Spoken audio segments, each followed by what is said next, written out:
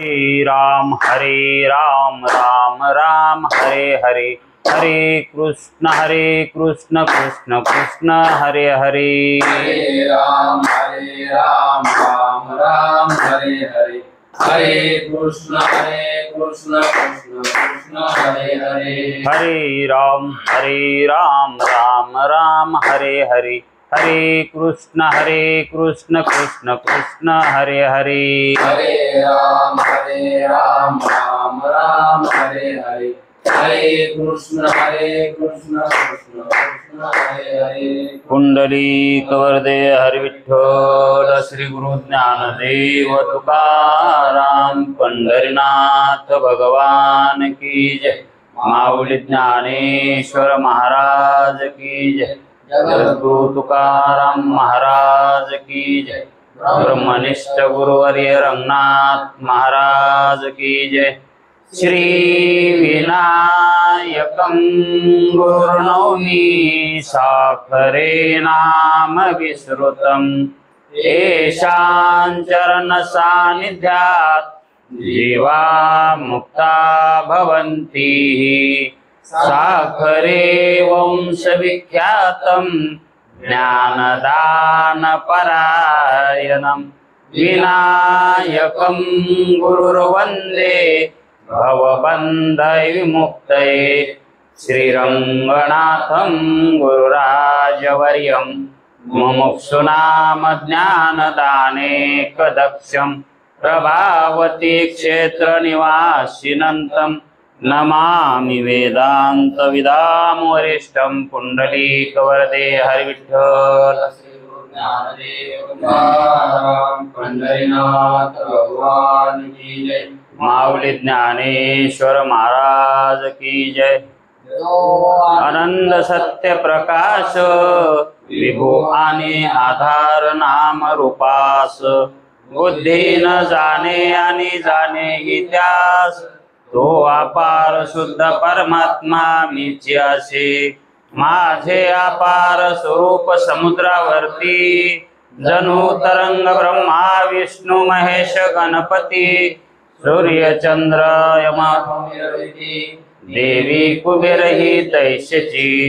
जो सर्वज्ञानी दयाघन मुनी हृदयी ज्याचे करीते ध्यान, त्याचे बुद्धी उपाधी करुणा मिथ्याभान मजची माझी होतसे।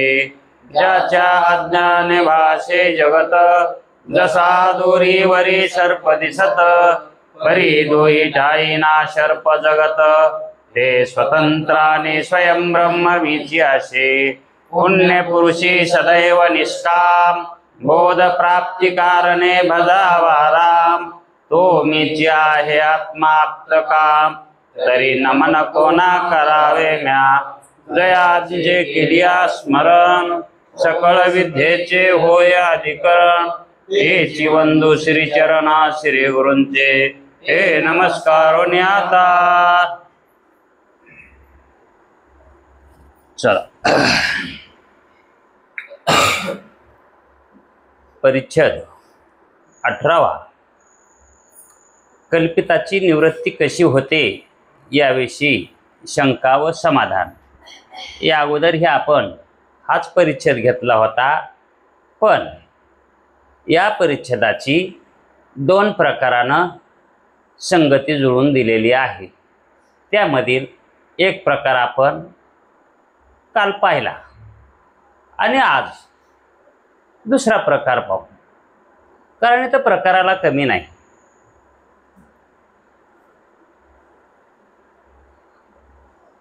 ज्ञानदेव म्हणे श्रीमंत, अनुभव हे अमृत, शेवली जीवनमुक्त हाची हेतू। हेतू जर आपण मुक्त होण्याचा ठेवला तर श्रीमंत जे वेदांत शास्त्र आहे ते श्रीमंत या युक्तीनं आहे। नाना प्रकारच्या युक्त्या प्रक्रिया मांडून आपल्याला बोध करण्यासाठी सतत तत्पर असतं। म्हणून एका प्रकारानं आपण शास्त्रानं सांगितलेली प्रक्रिया पाहिली. आता दुसऱ्या प्रकारानं पाहू. या अगोदर आपण असं पाहिलं की जी काही अधिष्ठानाची वाटाघाटी केली होती,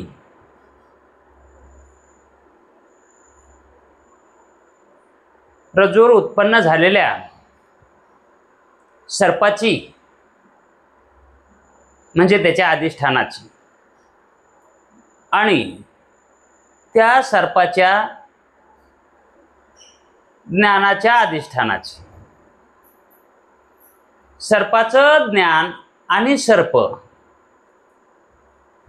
हे दोन विषय आहेत. एक ज्ञान विषय आणि एक रूप विषय. रूप विषयाला अधिष्ठान,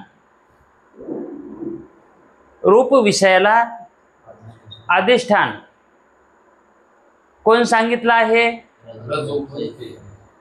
रज्जूपहित असणारं चैतन्य. आणि ज्ञानाचं अधिष्ठान काय सांगितलं? हा भाग आपण काल ऐकिला आणि याच्यावरून आपणाला असं कळालं की चैतन्याची भिन्नता करून सांगितलेली आहे. मग एक चैतन्य अंतःकरणोपहित आहे आणि एक चैतन्य रजोपहित आहे. उपाधी भेदानं उपाध्येही दोन आहेत आणि मग उपाधीचा भेद झाला, चैतन्य जरी एक असलं तरी उपाधी भेदानं ते दोन झाले. पण गुरुजीचं म्हणणं असं आलं की जरी चैतन्य उपाधी भेदानं दोन वाटत असतील तरी पण यामध्ये काही बिघाड होत नाही. बिघाड म्हणजे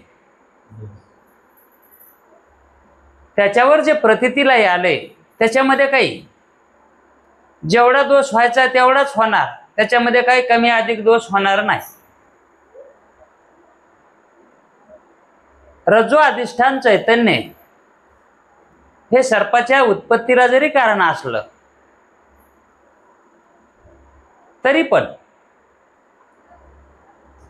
ते अंतःकरण चैतन्याच्या वेगळं नाही.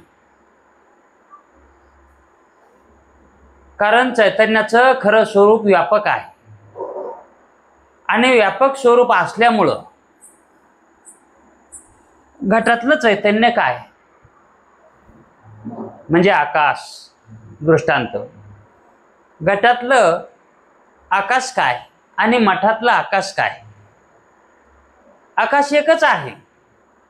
जर मठातला ठेवलेला घट जर फुटला, मठामध्ये ठेवलेला घट आणि तो घट जर फुटला तर त्याच्यातलंही आकाश ब्रह्मरूपच होतं आणि मठ जरी पडला तरी त्याच्यातला आकाश. पण कोणी कोणी म्हणेल अहो नाही, घट फुटला तर नाही, मठ आकाशामध्ये ते आकाशलीन होणार. पण घटापेक्षा म्हणजे घट आकाशापेक्षा मठ आकाश हे व्यापक आहे. म्हणून त्याची व्यापक अशीच काय होते? एकरूपता. घट आकाशाची एकरूपता मठ आकाशाची ही व्यापक आकाशाचीच होती. त्या मठ आकाशाशी म्हणण्याची काही गरज नाही, कारण व्यापक चैतन्य कसं आहे? व्यापक आहे. तसं रज्जूपहित जे चैतन्य आहे आणि अंतःकरणोपहित चैतन्य आहे, हे चैतन्य जर एकच मानलं तर दोरीला विचारलं का ग बाई तुझा कधी जन्म झाला, असं दोरीला जर विचारलं तर दोरी सांगत नाही. आणि तिला नाव विचारलं तुझं नाव काय आहे तर तिला नावही सांगता येत नाही. का म्हणून तिला सांगता येत नाही? चैतन्य तर दोन्हीकडचं सारखंच आहे की. अंतःकरण अधिष्ठान चैतन्याला जर विचारलं की तुमचा जन्म कधी झाला, तर तो सांगतो आणि नावही सांगतो, पण दोरी सांगत नाही. मग चैतन्याची भिन्नता मानावी का? व्यवहार जर वेगळा होत असेल तर या चैतन्यामध्ये भिन्नता मानायला काय हरकत आहे का? कारण दोरीच्या ठिकाणी सत्वगुणाचा अभाव आहे आणि सत्वगुणाचा अभाव आहे म्हणूनच सर्पाची उत्पत्ती तिथे झाली आहे, कारण तमगुणाचा प्रभाव आहे. रज्जूच्या ठिकाणी तमगुणाचा प्रभाव आहे आणि अंतःकरणाचा अभाव आहे. रज्जूच्या ठिकाणी अंतःकरणाचा अभाव आहे. मग अंतःकरणाचा अभाव असल्यामुळं तिथं सत्वगुणाचा अभाव मानावा लागेल आणि सत्वगुणाचा अभाव असल्यामुळं अंतःकरणाचा अभाव असल्यामुळं त्या ठिकाणी ज्ञानाची उत्पत्ती, विषयाची उत्पत्ती होईल. कारण विषयाला उत्पत्तीला लागणारं जो गुण आहे तो गुण तिथं आहे आणि उत्पत्ती जी होते ती तमगुण अंशापासून होते आणि त्या उत्पत्तीचं ज्ञान जे होतंय ते सत्वगुण अंशानं होतंय आणि हे दोन्ही क्रिया रजोगुण करीत असतो.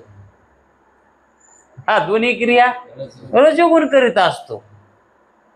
मग दोरीला तिचं नाव सांगता येत नाही, तिचं वय सांगता येत नाही, तिचं वजन सांगता येत नाही, कारण तिच्या ठिकाणी ज्ञानाची उत्पत्ती होत नाही, कारण अंतःकरण तिथं नाही. आणि अंतःकरणोपहित चैतन्याला जर विचारलं, म्हणजे अंतःकरणात प्रमात्याला जर विचारलं तर प्रमाता सर्व काही माहिती स्वतःची सांगतोय आणि दुसऱ्याचीही सांगतोय. ते म्हणते माझंच नाव नाही, तुझंही नाव मला माहित आहे. माझंच वय काय म्हणून विचारतोस, मी तुझंही वय सांगतो. इतकं ज्ञान आहे प्रमात्याजवळ, साक्षीजवळ. का? कारण त्याची उपाधी कोणची आहे? सत्वगुण उपाधी आहे. कारण अंतःकरण हे पंचमहाभूताच्या मिलित सत्वगुणांशाचा परिणाम आहे. म्हणून त्या ठिकाणी ज्ञानाची उत्पत्ती होते. म्हणून सर्पाचं जे ज्ञान होतंय ते अंतःकरणोपहित चैतन्यालाच होतंय. पण जरी अंतःकरणोपहित चैतन्य असलं आणि रजोपहित चैतन्य जरी असलं, तेही चैतन्यच आहे आणि हेही चैतन्यच आहे. पण जरी रजोच्या ठिकाणचं चैतन्य ज्ञान स्वरूप नसेल, ज्ञानाचं प्रकाशन करत नसेल, तर मग त्या ठिकाणी सर्पाचं प्रकाशन करायला अंतःकरणाची जी वृत्ती असते ती रज्जूपर्यंत गेलेली तर असतेच ना.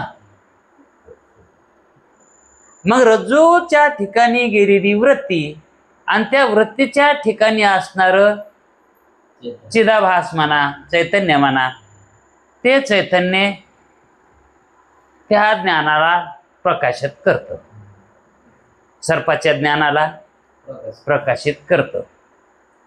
असा आपण विषय पाहिला. पण ह्याच विषयावर शिष्याला शंका झाली.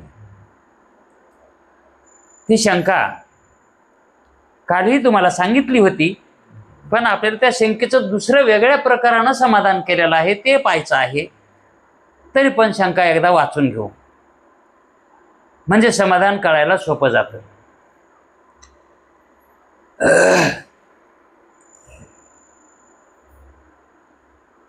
रज्जूच्या ज्ञानाने रज्जू अधिष्ठान चैतन्याचे ज्ञान होते. रज्जू अधिष्ठान चैतन्याचे ज्ञान होते आणि तेच चैतन्य कल्पित सर्पास अधिष्ठान आहे. सर्पाला अधिष्ठान आहे म्हणून सर्पाची निवृत्ती म्हणणे योग्य आहे. म्हणून सर्पाची निवृत्ती म्हणणे योग्य आहे. कारण त्याचं अधिष्ठान रज्जुपहित चैतन्य आहे म्हणून. परंतु हे परंतु आलं त्यांच्या ठिकाणी, शिष्य महाराजांच्या ठिकाणी. ते म्हणतात परंतु सर्पज्ञानाला अधिष्ठान अंतःकरणोपहित साक्षी चैतन्यच असून आपण काय सांगितलंय ज्ञानाचं कारण? अंतःकरणोपहित चैतन्य तुम्ही सांगितलेलं आहे. मग ते चैतन्य अधिष्ठान कारण असून ते चैतन्य ते रज्जू अधिष्ठित चैतन्याहून भिन्न आहे. रज्जूच्या चैतन्याहून ते भिन्न आहे, वेगळं आहे. मग रज्जू ज्ञानाच्या वेळी चैतन्याचे ज्ञान तर होत नाही. ज्या वेळेस रज्जूच्या ज्ञानाच्या वेळी ज्यावेळेस रज्जूचं ज्ञान होतंय त्यावेळी अंतःकरणोपहित चैतन्याचं ज्ञान होतं का? आणि जर अंतःकरणोपहित चैतन्याचं दोरीच्या ज्ञानाच्या वेळेस ज्ञान होत नसेल चैतन्याचं अंतःकरणातल्या, तर ज्ञानाचं प्रकाशन कसं होईल किंवा ज्ञानाची निवृत्ती कशी होईल? ज्ञानाची निवृत्ती कशी होईल? कारण रज्जूच्या ज्ञानाच्या वेळी ज्ञान तर होत नाही. कशाचं? साक्षी चैतन्याचं. मग अज्ञान साक्षी चैतन्याच्या आश्रित असणाऱ्या सर्पज्ञानाची, सर्पाच्या ज्ञानाची, चैतन्याच्या आश्रित असणाऱ्या सर्पज्ञानाची निवृत्ती कशी होईल? त्या सर्पज्ञानाची निवृत्ती कशी होईल? कारण ते चैतन्य कसं आहे? अज्ञात आहे. अंतःकरणोपहित चैतन्य रज्जूच्या ज्ञानाच्या वेळेस ते अज्ञात आहे. आणि मग ते अज्ञात असल्यामुळं त्याचं ज्ञान झाल्याशिवाय सर्पज्ञानाची निवृत्ती कशी होईल? मग सर्पज्ञानाची निवृत्ती व्हायला नाही पाहिजे ना. पण रज्जूचं ज्ञान झालं की त्या सर्पज्ञानाची बी निवृत्ती होते. सर्पज्ञानाच्या निवृत्तीस साक्षी चैतन्याची आवश्यकता आहे. मला तर असं सरळ सरळ वाटायलंय गुरुजी, जर अधिष्ठान चैतन्याचं ज्ञान झाल्यावर, अधिष्ठानाचं ज्ञान झाल्यावर त्याच्यावर जे उत्पन्न होतो पदार्थ, तर त्या पदार्थाची निवृत्ती त्या चैतन्याच्या ज्ञानानं निवृत्त होईल ना. जसं रज्जूचं ज्ञान झाल्यावर सर्पाची निवृत्ती होते, तसं जे सर्पाचं ज्ञान आहे त्या सर्पाचं ज्ञान निवृत्त होण्यासाठी त्या सर्प ज्ञानाचं अधिष्ठानाचं ज्ञान व्हायला पाहिजे का नाही?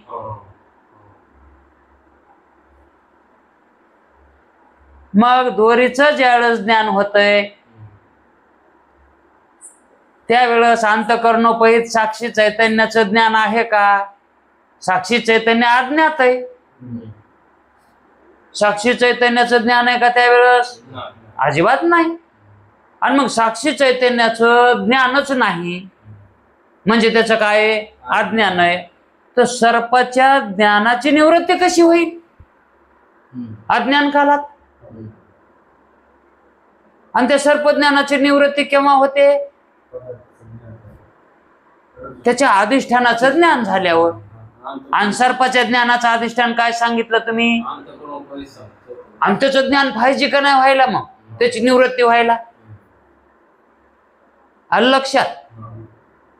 तसं साक्षी चैतन्याची आवश्यकता सर्पज्ञानाच्या निवृत्तीस साक्षी चैतन्याची आवश्यकता आहे आणि रज्जू ज्ञानकाली ते तर अज्ञात आहे. आता आवश्यकता लागती ज्ञानाच्या अधिष्ठानाची, पण रज्जू ज्ञानकाली ते तर अज्ञात आहे. ते अधिष्ठान कसं आहे? अज्ञात आहे. मग त्या सर्पज्ञानाची निवृत्ती कशी होईल? सर्पाच्या ज्ञानाची, हा सर्पाची होईल बाबा, त्या सर्पाची निवृत्ती होईल, पण त्याच्या ज्ञानाची कशी होईल? आणि तुमचा सिद्धांत काय आहे? अधिष्ठान ज्ञानाने कल्पित पदार्थाची निवृत्ती होते, हा तुमचा सिद्धांत आहे आणि तेही मी मान्य करतो, कारण वेदांताचा सिद्धांत तोच आहे. पण तुम्ही जे सांगायला दृष्टांत देऊन, त्या दृष्टांतामध्ये मला ही खोट दिसायली. सर्पाचा नाश व्हायला काही हरकत नाही, पण त्याच्या ज्ञानाचा कशामुळं होणार नाही तेही त्यानं सांगितलं. याच्यामुळं म्हणजे कारणही सांगितलंय. मग याचं मला समाधान सांगा. त्याला वाटलं आपल्याला कळत नाही म्हणून काय झालं?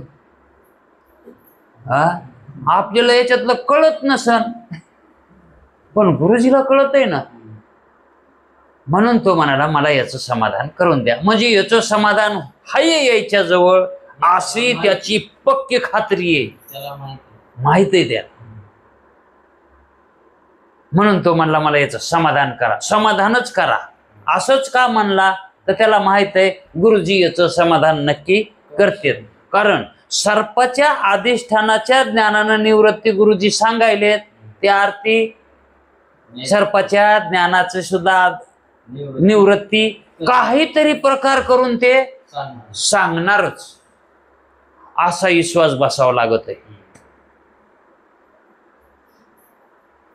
कारण विश्वासालाच फळ लागत असतं, श्रद्धेला.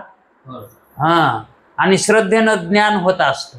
श्रद्धा जर ठेवली तर ज्ञानच होत असतं नव्हे, ती श्रद्धाच ज्ञान रूप होत असते. ती श्रद्धाच आणि श्रद्धा याला म्हणावे की जिच्यामध्ये भेद नाही. खरं स्वरूप श्रद्धेचं कसं आहे? श्रद्धेमध्ये जर भेद असेल ज्ञान होणार नाही, कारण श्रद्धाचं स्वरूप हे अभेद रूप आहे आणि अभेद रूप श्रद्धा कोणी मानत नाही. कारण कुठेतरी श्रद्धा ठेवतात, ज्याच्या ठिकाणी श्रद्धा ठेवली ते एक धरतात आणि जो श्रद्धा ठेवायलाय का असा भेद धरून श्रद्धा ठेवतात. आणि श्रद्धेचं तर खरं स्वरूप तसं. मग श्रद्धा कशी राहिलो? जर दुसऱ्या ठिकाणी श्रद्धा जर ठेवायची तर त्या श्रद्धेमध्ये भेद आला का नाही? मग श्रद्धेचं कार्य काय आहे? अभेद ज्ञान करून देणे. श्रद्धाव लभते ज्ञानम, श्रद्धावानाला ज्ञानाची प्राप्ती होतच असते. मग श्रद्धा काय करते? ज्ञान प्राप्त करून देणारं हे साधन आहे का साध्य आहे? श्रद्धा हे काय आहे? आपली श्रद्धा कोणाच्या ठिकाणी? आपली श्रद्धा विचार जर करून बघितलं तर आपण श्रद्धा कुठे ठेवावी? श्रद्धा ठेवण्याजोगं सत्य वस्तू अशी कोणती आहे? मग आपलीच श्रद्धा कोणावर ठेवायची? मग अभेद करून द्याला श्रद्धेनं का भेद करून द्याला? अशी ही श्रद्धा आहे, ती आपलंच ज्ञान करून देते. म्हणून श्रद्धेला भेदात पाहू नये. गुरुजी म्हणत होते, अहो तुम्ही दुसरे कोणतेच साधन करू नका, नुसती श्रद्धा ठेवा. सगळे साधन तिच्यात येतात. पण ही हवेत श्रद्धा पाहिजे बर का. हा, त्या श्रद्धेमध्ये भेद नसू नये. मग योगा साधनेमध्ये इतके साधनं दडलेली आहेत. जरा निरखून बघितले सगळे साधनं दिसतात बरं का श्रद्धामध्ये, पण निरखून बघावं लागतं. पण श्रद्धाच कळावी लागते. आणि श्रद्धा कळाली की आपलं आपलं स्वरूपच कळत आहे. कारण श्रद्धा रूप आहे आपलं स्वरूप. आपल्या स्वरूपाला दुसऱ्यानं कोणी जरी श्रद्धा आपल्या स्वरूपावर नावे ठेवली तरी आपली श्रद्धा आपल्या स्वरूपावर नितांत असते. असतेच, प्रत्येकाला असते. पण कोणाकोणाची अज्ञाता असते, कोणाकोणाची ज्ञाता असते. सांसारिक अज्ञात श्रद्धा असते त्याची, आणि ज्ञानवानाची आहे का नाही ज्ञातरूप असते. म्हणजे श्रद्धा कशी आहे बघा. म्हणून श्रद्धा हे जे त्याच्याकडं साधन म्हणून बघूच नाही. मला तर वाटतं कोण्याच देवाला नमस्कार करून श्रद्धेलाच करावं.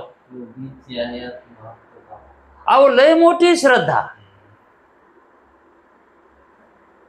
त्या श्रद्धेनंच आपणाला मुक्तता मिळते. आणि ती श्रद्धा मोक्षाला कार्य करीती आणि ती कारण होती. मोक्षापेक्षा मोठी आहे श्रद्धा. मोक्ष तरी कार्यरूप आहे. मोक्ष प्राप्त करून घ्यायचं म्हणजे कार्यरूप आहे. ठीक आहे ना. आणि मोक्षाला कारण आहे. मोक्षाला काय? हा. मग मोक्षापेक्षाही गुरुजी म्हणले श्रद्धा ही मोठी बर का. कारण ते तुमचं स्वरूपच आहे. श्रद्धा ही तुमचं स्वरूपच आहे. म्हणून श्रद्धेकडे असं पाहत जावं. म्हणून शिष्याची गुरुच्या ठिकाणी किती श्रद्धा आहे की त्याच्या स्वरूपासारखी श्रद्धा आहे. खात्री आहे गुरुजी आपली शंका निवारण करतेच, म्हणजे करतेच. म्हणून गुरुजीला म्हणाला याचं मला समाधान सांगा. कशाचं? भिन्न चैतन्याबद्दल मला शंका व्हायली. ज्यावेळेस दोरीचं ज्ञान होतंय त्यावेळेस साक्षी चैतन्याची गैरहजेरी असती. ते हजर नसते ज्ञान त्यावेळेस. आणि ते गैरहजर ज्ञान असल्यामुळं सर्पाच्या ज्ञानाची निवृत्ती कशी होईल? मला इतकंच जरासं उगत थोडस आहे. हा. आणि हे विचारलेलं समजलं तर त्याचं सांगितलेलं समजत आहे. आणि विचारलेलं समजावं लागतंय. जर एखाद्या लहान मुलाला दुकानावर पाठवायचं आणि त्याला 4-5 वस्तूचं नाव सांगावं, जा हे घेऊन ये, त्यावेळेस त्यानं काय लिहून घेतलेलं नसतंय, काय नसतं. ते म्हणत तिथवर जातंय. पण शेवटीचं मनुष्य तर पहिलं इसरत आहे. दुकानदारापाशी नुसतं दुकानदाराकडे बघत आहे. दुकानात काय घ्यायचंय? असंही नाही हो, मला आठवणच नाही, मी अजून येतो विचारून. परत येतंय ते. का म्हण? हा, विसर कळत नाही ना. तसं हे विचारलेलं म्हणजे शंका, प्रश्न, अडचण. ही विचारलेली अडचण हे आपल्याला कळायला पाहिजे त्यानं काय विचारलंय म्हणून. आणि आपल्याला कोणी काही विचारित असेल तर त्याचं नीट ऐकून घेत जाव. ते आपल्याला काय विचारायला आहे म्हणजे आपल्याला त्याच्या विचारण्यावरून सांगता येत असतं. आणि ते काय विचारायला हे आपण ऐकच ना. मोठ्याल्या ऑफिस मध्ये गेलो ना, आपले असं हे खमीस टोपी फिपी घालून गेलो ना त्याच्यापाशी, ते आपल्याकडे बघत बी नाही. तर आपण त्याला काय विचारा ना, एकदा दोनदा ते हो म्हणत नाहीत ना हा म्हणत नाहीत. किंमतच देत नाहीत ना टोपीला. हो, पण टोपीत काय आहे त्याला काय माहित. टोपी खाली दडले. हो, म्हणून विचारणारा काय विचारतो हे सांगणारानं लक्षात घेतलं पाहिजे. का ऐकणारानं विषय आपला इथं ऐकायचा चालू आहे म्हणून ऐकणाऱ्याला कळून घ्यायचंय इथं शिष्यानं काय विचारलंय आणि त्याचं सद्गुरू कसं समाधान करतात याच्याकडे बारकाईनं पाहिजे. गुरुजी म्हणतात याचे उत्तर असे आहे की, याचं उत्तर कसं आहे, आता दुसऱ्या प्रकारानं उत्तर चालू झालं. पहिल्या शंकेचं हे मधात उगा शंका घातली पण त्या पहिल्या शंकेचं स्वरूप हिचं.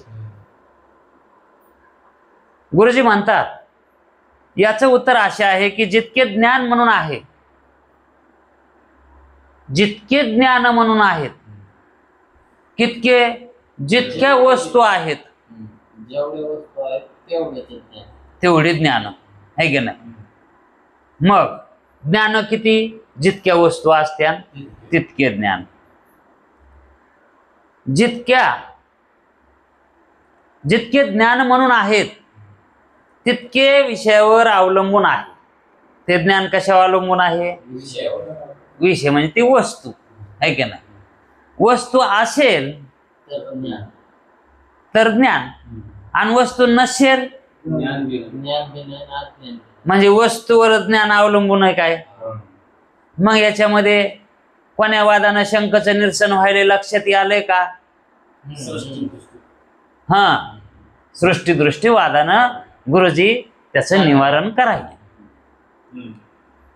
काय म्हणतात ते, जितकं म्हणून ज्ञान आहे ते विषयावर अवलंबून असते. विषय असेल तर ज्ञानाची उत्पत्ती होते आणि विषय नसेल तर आहे का नाही. मग विषय असेल तर ज्ञान असणार आणि विषय निवृत्त झाला की ज्ञान आपोआप निवृत्त होते. दुसरे असे आहे की निवृत्ती दोन प्रकारची आहे. आता हा एक प्रकार कळाला. सर्पाची निवृत्ती झाली की सर्पज्ञानाची निवृत्ती होतच असते. त्याला निवृत्त करायची गरज आहे का, कारण सर्प हा विषय आहे का नाही, आकार आहे आणि तो आकार नष्ट झाला, त्याची निवृत्ती झाली. रज्जुपै साक्षी चैतन्य, रज्जुपै चैतन्यानं मग आपोआपच तिथं काय त्याला निवृत्त करायची गरज आहे का. विषय गेला त्याचबरोबर ज्ञान बी गेलं. मग रेल्वेचं इंजिन गेलं, ते डबे म्हणतात का जाऊ द्या जर सक इंजिन पुढे, दादा तुम्ही जा पुढे आम्ही येतोच मागून. तसं ज्ञान म्हणतं का की आपला विषय गेला आपण जाऊ मागून थोडस थांबून. त्याच्या सोबतच, कारण ते सोबतच आले होते आणि ते सोबतच जाणार. तसं ज्ञान विषय निवृत्त झाला की ज्ञान ही आपोआप निवृत्त होत असतो. आणि दुसरं एक असं आहे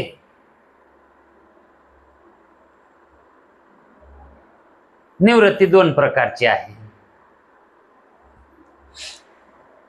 आपण जाणून आहात निवृत्ती ही दोन प्रकारची आपण ऐकली आहे. एक कारणासहित कारणाची निवृत्ती, तिला आत्यंतिक निवृत्ती म्हणायचं. आणि कार्याची कारणामध्ये निवृत्ती, कार्याची कारणामध्ये निवृत्ती, तिला लयरूप निवृत्ती म्हणतात. आता या दोन निवृत्तीचे स्वरूप कळण्यासाठी सांगतो. कारण निवृत्त्या जरी कळाल्या तरी त्याचं स्वरूप कळणं आवश्यक असतं. नाही तर कीर्तनातून लोक सांगतात काय 2 प्रकारच्या निवृत्त्यात बर का. अरे बाबा त्याचं स्वरूप सांग ना. 4 प्रकारच्या मुक्त्यात बर का. त्याचे नाव सांगते हो, त्याचं स्वरूप सांगत नाही ना. आणि स्वरूप सांगितल्याशिवाय कळत नाही, है का नाही. तसं या ठिकाणी कारणासहित कार्याची निवृत्ती म्हणजे काय, आणि कारणामध्ये कार्याची निवृत्ती म्हणजे काय. ज्यावेळेस कार्याची निवृत्ती ही कार्यात होते, कार्याची निवृत्ती कार्यामध्ये होते, तिला लयरूप निवृत्ती म्हणतात. त्याची निवृत्ती कुठे झाली, कार्याची निवृत्ती कारणात झाली. मग त्याची पूर्ण निवृत्ती झाली का.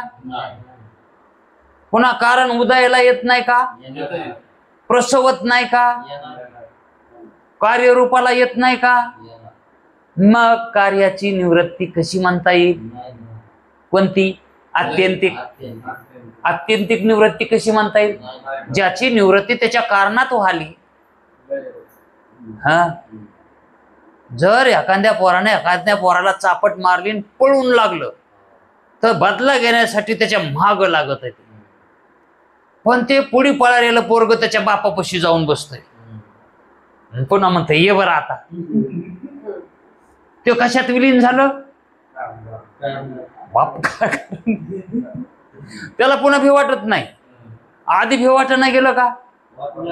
हा, म्हणून पळून आलत ना, बापापाशी गेलो म्हणत ये बरं आता. तसं कार्याची जी निवृत्ती ही कारणात जर होत असेल तर त्याला खरी निवृत्तीच म्हणत नाही. तर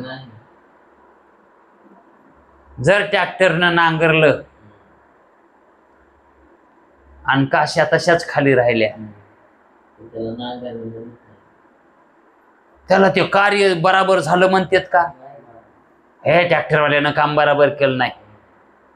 हा, अरे नांगरलेलं तर दिसायले ना रे, माती तर उलटून पडलेली दिसायली, तो म्हणालास की नांगरलं नाही बरोबर. अरे बाबा कशाचं आलं बघ ना, खाली तशाच दिसायला लागले तर त्या काश्या, आणि त्या उगवल्याशी राहत्यान का.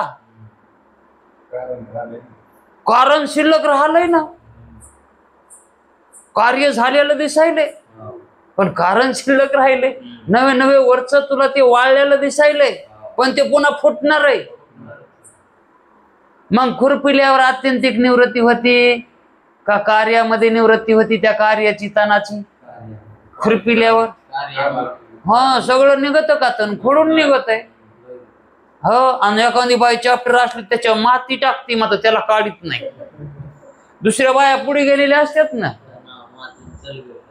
हे मलाचा अनुभव थोडाच आहे, एकट्याला सगळ्यालाच आहे. सगळ्याला कोणाला, त्या बाईला सुद्धा ती माती टाकते, तिला सुद्धा अनुभव आहे. मग कारणामध्ये ज्याची निवृत्ती होते का त्याला आत्यंतिक निवृत्ती म्हणत नाही. आणि मग आत्यंतिक होत नसेल तर त्याला निवृत्ती काय म्हणायची, तात्पुरतं दिसतोय. हो, तात्पुरतं निवृत्त झाल्यासारखं. लय बाया चांगल्या होत्या बघा ना, काळपट रान दिसायले. हा, दुसऱ्या दिवशीत ते पुन्हा ओरी अशा मुचकुन्या दिसत येतात. म्हणून ती निवृत्ती काही कामाची नाही. अनेक प्रकारचे उदाहरणं घेता येतील. संसारिक जीव जर मेला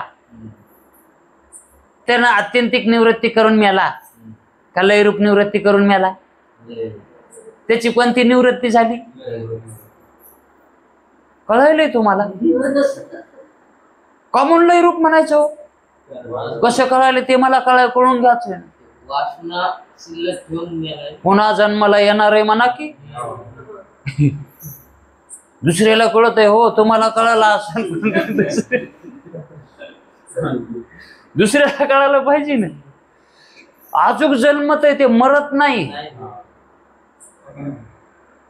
वासनांकित असलेला जीव मरत नसतो. आणि ज्या जीवामध्ये वासना शून्य झाली तो जन्म नाही. तो जीव पुन्हा जन्मत नाही. मग संसारिक जीवानी त्यानं सत्कर्म उपासना काढून मलविक्षेप दोष निवृत्त केलेले नसतात. मलविक्षेप दोष निवृत्त न केल्यामुळं त्याला ज्ञान झालेलं नसतं आणि ज्ञान झालेलं नसल्यामुळं त्याला मुक्तता मिळत नाही, मोक्ष मिळत नाही. आणि ज्याला मोक्ष मिळत नाही त्याला जन्म मरणाच्या फेरा चुकविता येत नाही. प्रारब्ध शिल्लक राहतं, त्याचं संचित शिल्लक राहतं. म्हणून ते भोगण्यासाठी पुन्हा त्याला जन्म ईश्वर देतच असतो. म्हणून संसारिक जीवाची जी निवृत्ती आहे मरण्याची लय ती लयरूप निवृत्ती म्हणतात त्याला. मग ही लयरूप निवृत्ती काय कामाची? याला लयरूप निवृत्ती म्हणायचं. आणि आत्यंतिक निवृत्ती कारणासहित कार्याची निवृत्ती. जर गुडघे इतकी सरी पडली नांगरताना तर काशी वरच येते, काशीच राहत नाही खाली. खाली राहत नाही, वगैरे. आणि वरी आली आणि ती काशी वाळली फुटतच नाही. याचा येते. जरी फुटत असली पुन्हा ते असतंय. यस्ता येते ना, खाली राहिलेली याचा येते का? नाही. मग ती उचलून बाजूला फेका येते. आणि मग रानात काशीच नाही राहिल्यावर फुटल. पंधाड काय काय म्हणते त्याला? कोणता? कशाला उगवण? नाही. कारण कुंद्याची माय काय आहे? काशी.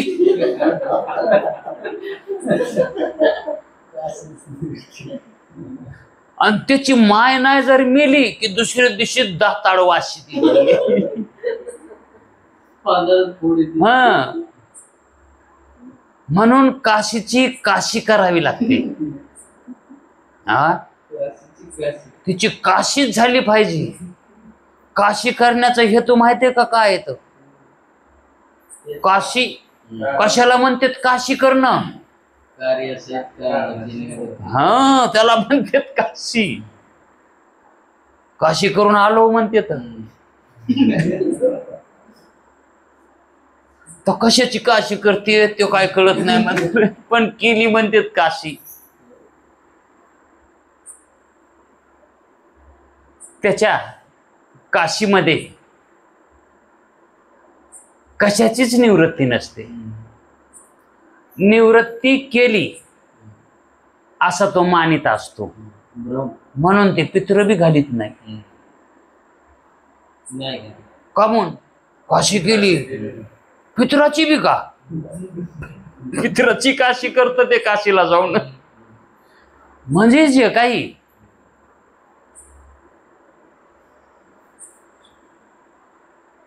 वेदबोधित कर्म करायचे तर ते केले. ते बी तो का करीत नाही. मग तशा काशा करून काय उपयोग हो? ते केले ते काय होतं? हा? अहो, काशी केली म्हणजे काशीला जाऊन पहिलं ज्ञान घेत होते आणि ब्रह्मरूपता मिळवित होते, ब्रह्म होत होते आणि त्याची झाली काशी. त्याला म्हणतात काशी. हा, पण हेतू निराळा असतो, कार्य निराळा असतं. कार्याचा आणि हेतूचा विरोधी धर्म असतो. म्हणून त्या ठिकाणी परिणाम काही होत नाही. म्हणून संचिताची निवृत्ती होत नाही, म्हणजे ज्ञान होत नाही. मग ज्ञान न झाल्यामुळं मोक्ष कसा प्राप्त होईल? मग काशी याला म्हणतात की स्वरूपाचं ज्ञान करून घेणे. आता आपण काशी करायला बसलो, याला म्हणतात. काशी. हा हा, याला काशी म्हणतात. मग या काशीमध्ये काय होतंय? विश्वनाथ. काशी विश्वनाथ. कोणता? काशी विश्वनाथ. हा, काशीश्वर. त्याला विश्वनाथ, विश्वाचा जो नाथ आहे विश्वाचं जे अधिष्ठान आहे ते होता येतंय. कशानं? काशी केलं. कोणापाशी करायची काशी? विश्वनाथापाशी. शास्त्रापाशी. गुरुपाशी, शास्त्रापाशी. हा, यायचे पाशी. कारण पहिले काशीलाच होते शास्त्र सांगणारे गुरु, तिथंच होते. वेदातलं ज्ञान पहिलं काशीलाच होतं. ते खंडपीठ होतं ज्ञानाचं. हा हा, कोणतं पीठ म्हणत होते की मात्र ते पीठच होतं, ज्ञानपीठ म्हणायचे पहिलं. म्हणून पहिले पंडित लोक काशीहूनच पंडित होऊन येत होते. इकडं कोणाला पंडित होता येत नव्हतं. मग आता ते ज्ञानपीठ सगळीकडेच उपलब्ध झाले. कारण या ज्ञानाचे व्यापारी, या ज्ञानाचे कोणी अध्यात्मविद्येच्या ज्ञानाचे, या शांकरी विद्येचे व्यापारी मोजकेच झालेत. पण त्यांनी एवढा व्यापार केला याचा सगळं पिंजून काढलं. मग गुरुजींनाही याचा काय केला? कोणी करीन का हो हे व्यापार? व्यापार कक्षेतले असून व्यापार केला नाही त्यांनी. हा, कोणता व्यापार? संसारिक व्यापार. हा, ट्रेडिंग त्याला काय म्हणायचं? हा, ट्रेडिंग केली नाही त्यांनी. कारण ते व्यापाराच्या यातीमध्ये आलते. कोमटी होते. आणि आतापर्यंत आपण जे पाहतो कोमटी, त्यांच्या ठिकाणी ब्र सुद्धा काढायला जमत नाही. हा, ब्रह्म तर म्हणूच देत नाहीत ते. हा, ब्र सुद्धा म्हणू देत नाहीत. पण गुरुजी त्याच्यातलेच असून किती किमया केली त्यांनी. म्हणजे त्यांनी तो व्यापार करायचा, तर त्यांनी हे व्यापार केला. कशाचा? ब्रह्मज्ञानाचा, ब्रह्मविद्येचा. आणि याच्यामध्ये त्यांनी फायदा काय करून घेतला? त्यानं काय फायदा केला? कोणाचा? त्याचा नाही. हा, जीवाला फायदा करून द्यालाय. याच्यात त्याचा काय फायदा आहे? मग ही निस्वार्थ सेवा म्हणतात याला. आणि जो निस्वार्थ सेवा करतो तो भगवत अवतार असतो. तो काय असतो? भगवत अवतार असतो. म्हणून प्रतिज्ञानेश्वर म्हणतात यांना वारकरी संप्रदायामध्ये. हा, असा गुरुजीचा अधिकार होता काशीपर्यंत. कधीतरी त्यांच्या अधिकाराचं कसं महत्व वाढलं होतं ते आणखी कधीतरी सांगू. आपला विषय राहील. वेळेच्या अभावी आपल्याला तिथपर्यंत जाता येणार नाही. 10 मिनिटं राहिलीत. तर आपलं चाललं होतं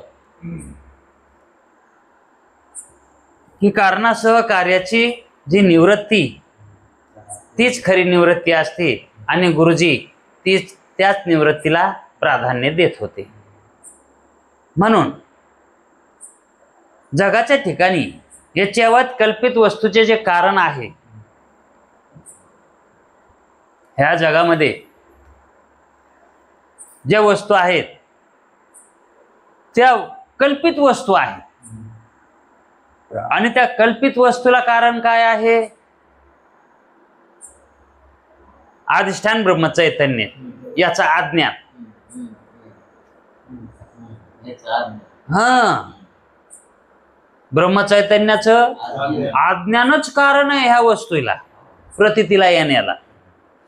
त्या अज्ञानासहित कार्याची निवृत्ती. कोण्या अज्ञानासहित? हा, त्या ब्रह्मचैतन्याचं आश्रित जे अज्ञान आहे का त्याच्या सहित कार्य. त्याच्या सहित त्याच्यापासून जे कार्य होतंय का ह्या जगताचं, याच्या सहित जी निवृत्ती, याला म्हणायचं आत्यंतिक निवृत्ती. हे आत्यंतिक निवृत्तीचं स्वरूप असं आहे, अविद्यासहित कार्याची निवृत्ती. आणि कार्याला कारण अविद्या आहे, आणि त्या अविद्यासहित बर का. मग कोणी कोणी कार्याची निवृत्ती करतय, पण त्या कार्याच्या कारणाची करत नाही, उपादान कारणाची. म्हणजे उपादान कारणासहित कार्याची निवृत्ती, त्याला म्हणायचं आत्यंतिक निवृत्ती. आणि लयरूप निवृत्ती नुसती कार्याची निवृत्ती. मग अज्ञानी जीव मरतो, त्यानं या जन्माचं कार्य तो संपवितो, फक्त कार्य. त्याचं प्रारब्ध ह्या जन्माचं संपतं, भोग संपतो, भोग शिल्लक राहत नाही. भोग शिल्लक राहत नाही म्हणून मरत. आणि जर भोग शिल्लक राहिला तर ते मरत नाही, ते त्याला मारलं तरी बी मरत नाही. का म्हणून भोग शिल्लक राहिला ह्या जन्मातला, म्हणून भोग संपला की निवृत्त होते ती. पण कार्य संपत आहे, पण पुन्हा कार्य ते उत्पन्न होत नाही असं नाही, पुन्हा उत्पन्न होतच. मग त्याला म्हणायचं लयरूप निवृत्ती. जर प्रळय झाला, कोणी म्हणतात सगळ्यात प्रळय म्हणल्यावर सगळी पृथ्वीच जाती आणि पृथ्वीतले सगळे जीव नाश पावतात. मग याला आत्यंतिक निवृत्ती म्हणल्या जमत नाही का? तरी पण लय रूपच निवृत्ती आहे का नाही. कारण संस्कार शिल्लक जीवाचे राहतातच. त्याच्या अधिष्ठानाचे ज्ञान होते. कशाच्या?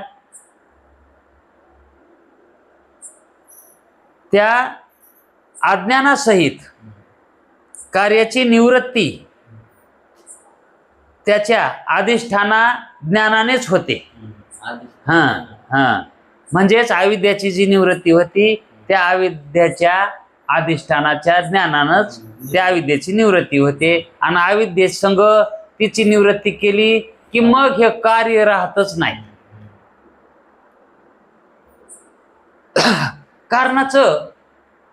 कारण बात केलं की कार्य बात करण्याची काही गरज नसते.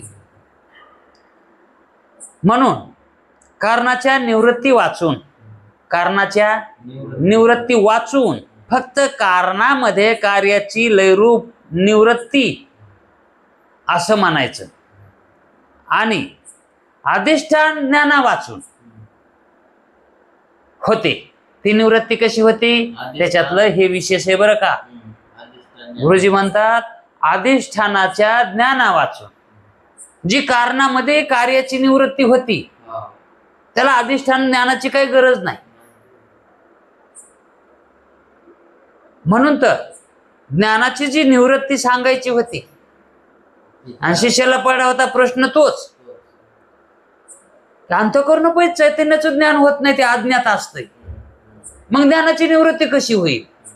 आणि गुरुजी काय म्हणतात, अरे अधिष्ठानाची निवृत्ती ज्यावेळेस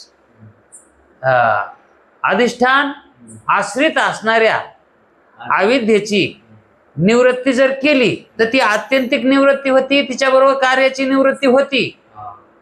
आणि जर नुसत्या कार्याची जर निवृत्ती करायची असेल तर अधिष्ठान ज्ञाना वाचून बी होते. अधिष्ठान ज्ञानाची काही गरज नाही. स्वरूप जाणून घेण्याची गरज नाही. ती लय रूप निवृत्ती होती. मात्र ज्याप्रमाणे झोपेमध्ये किंवा प्रलयामध्ये सर्व पदार्थाचा लय, झोपेमध्ये सुद्धा सगळ्या पदार्थाचा लय होतो. आणि अज्ञानामध्ये अधिष्ठाना ज्ञाना वाचून तो लय होतो, है का नाही. पण पुन्हा दुसऱ्या दिवशी जागा झाल्यावर सगळं बराबर आहे असं वाटते. सगळं प्रतिभिज्ञा येते ना, है का नाही. जो पावेतो भोग देणारे कर्म सन्मुख असते, तो पावेतो झोप येणार नाही. ते मगाच सांगितल्यासारखं, जो पावेतो भोगण्यासाठी सन्मुख असतात, भोग देण्यासाठी ते सन्मुख असतात, तोपर्यंत झोप येत नाही. कोणी म्हणतो मी वेळभर काम केलं हो पण रात्री झोपच येईना गेली, भूक संपली नव्हते. आणि होते का नाही असं कधी कधी? हा. किंवा जगाचा प्रलयही होणार नाही. त्याप्रमाणे सर्पाची निवृत्ती रज्जू ज्ञानाने होते. सर्पाची निवृत्ती रज्जू ज्ञानाने होते. आणि सर्पज्ञानाचा विषय जो सर्पज्ञानाचा जो विषय सर्प आहे त्याचा अभाव झाल्यामुळं सर्पज्ञानाचा लय होतो. सर्पज्ञानाचा सुद्धा लय होतो. याप्रमाणे सर्पाच्या नाशामुळं सर्पज्ञानाचा नाश म्हणा किंवा लय म्हणा. कारण सर्पज्ञान जे आहे हे कशावर अवलंबून आहे? हा, विषयावर अवलंबून आहे ज्ञान. विषय नसेल तर ज्ञान बी नाही.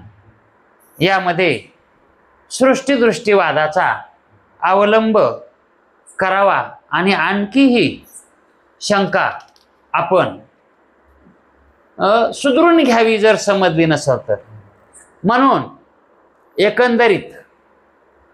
एकंदरीत सर्पाचा नाश किंवा लय, सर्पाचा नाश किंवा लय सर्प ज्ञानाच्या नाशास किंवा लयास कारण आहे. सर्पाच्या ज्ञानाच्या नाशाला किंवा लयाला सर्प विषय हा कारण आहे. आता हे किती प्रकारानं समजून सांगितले, किती प्रकार झालेत बघा. एकतर अधिष्ठान चैतन्य एकच असतं, है का नाही? दुसरं चैतन्य अंतःकरणोपरी चैतन्य रज्जुदेशापर्यंत गेलेलंच असतं, म्हणून तिथंही ते संपर्कामध्ये त्याच्या येतच, त्यानंही नाश होतो. तिसरा प्रकार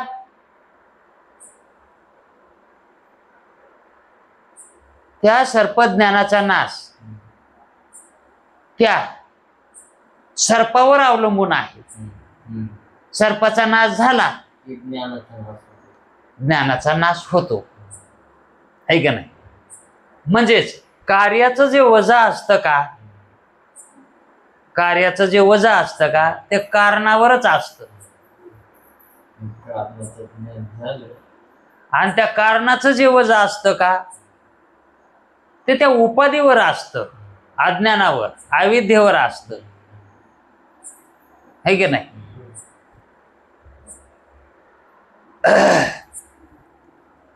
हा आणखी विषय